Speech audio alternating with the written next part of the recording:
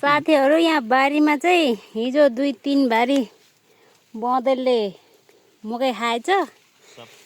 त्यही भएर यहाँ हामीले भाउता गरे हौँ। मोर्ने त होइन, त्यही पनि ट्राई गरे हौँ। सकेसम्म मोरे हुन्थ्यो कि इजो हुन्थेन हो न आमा? आमाको हो कि मुखे खाइदिएको? हाम्रो नि खाइदिनु त। ओ अङ्कलहरूको नि खाइदियो। लु काटे खाएको हजुरको जति खाएन।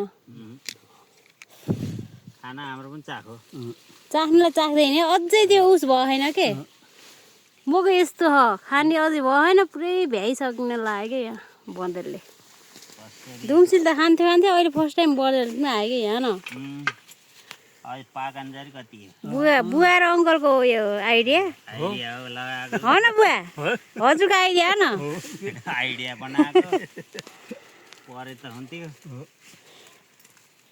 कति बेला आउँछ हो साथीहरू बँदेल? भन्दिनँ बरु यहाँ साँझ आउँछ कि बिहान आउँछ कि दिउँसो आउँछ थाहै भएन। झड्याप्प मन्टै पऱ्यो नि केही हुन्थेन। कहाँनिर यो पर्ने खासमा? कहाँनिर पर्छ? पर्ने त अब यिनी दाँत छन् नि, त्यही दाँत दुईतिरका दाँत आउँछन् त्यहाँबाट खप्पड भन्छ। खुट्टा कुद्दै पनि कुची पनि हुन्छ कि त्यसले झरममा यहाँ कुच्यो भने त्यो दुईटै दाँत फड्केर त्यसलाई चेप्छ के।